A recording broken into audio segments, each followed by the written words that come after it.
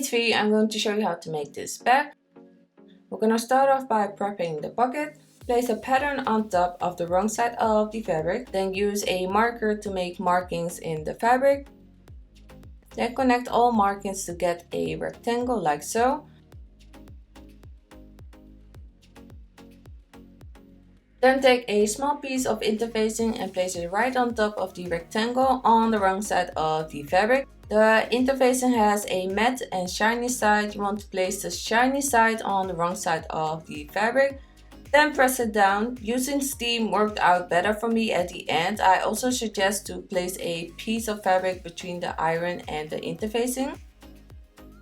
Next up is the lining panel. I merged the lining and the main panel together for myself. Where the top dash line is the lining panel. If you're going to purchase the pattern, these two will be separated so that you're not getting confused.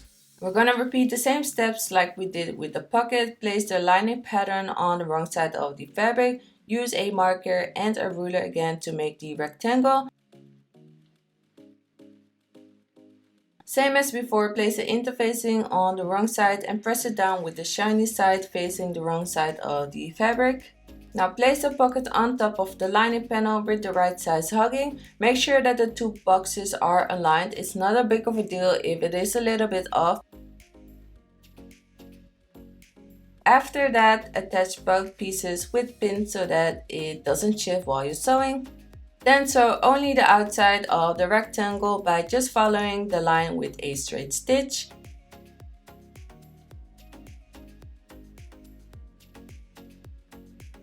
Here you can see up close how it should look like.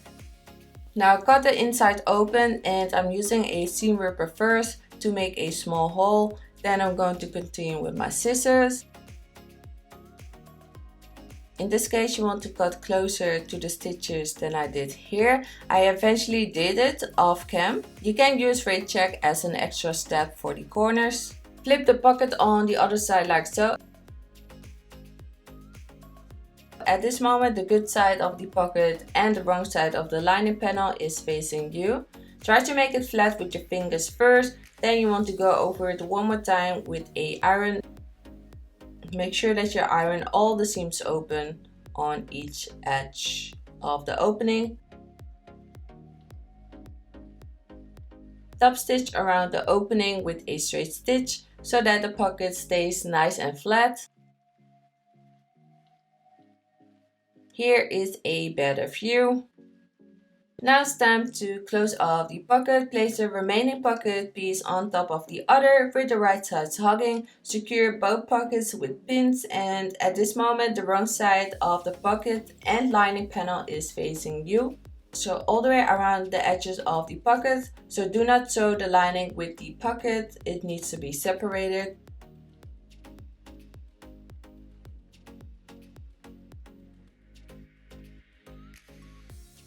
When you have done everything correctly, the good side of the lining is facing you at this point and the good side of the fabric of the pocket is on the inside.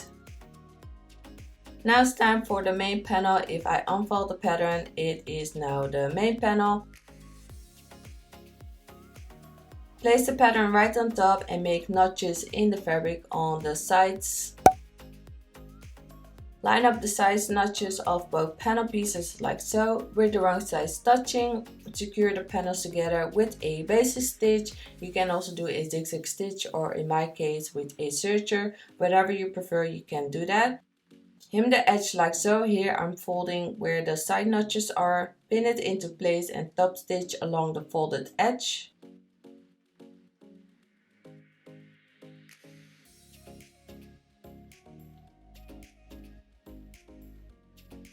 I'm using nylon webbing for the straps and I have burned the edges to seal it off.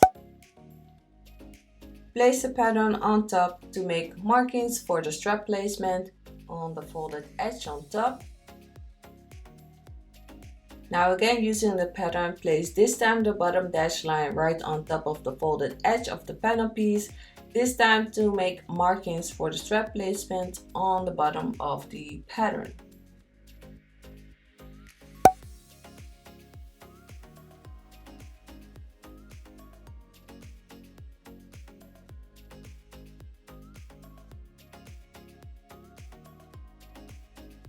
Double check with a measuring tape or with a ruler if the strap is pinned evenly over the panel piece.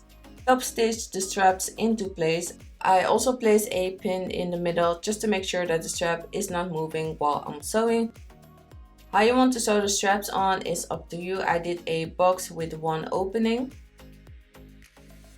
When you start to hit the corner, go slower and use your wheel so that you don't oversew the corners. Here is a view on how it should look like on both sides. One side is done. The next day I decided to change up the style of the other side. For this side, you repeat the same steps as you did with the other side. You're going to place the pattern on top of the edge again and leave a marking where those notches are, and then you're going to place the straps between the markings again. If you're going to use my pattern, the straps are included in the pattern. So if you don't want to use pre-made straps like I did, you can make your own.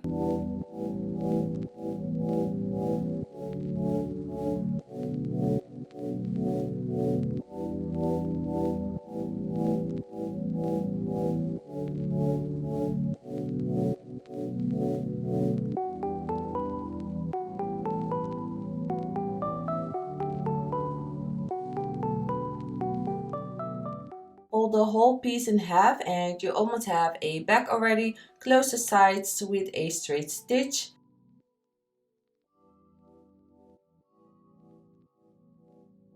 I'm finishing the edges with a serger. You can do a French seam as well, or you can finish it all with a zigzag stitch. I also have a video on how to finish the edges without a serger, so check it out if you haven't seen it yet.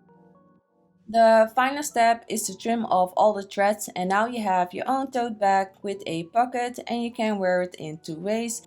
This is the end, as you can see. Let me know what you think and I will see you in the next video. Okay, bye.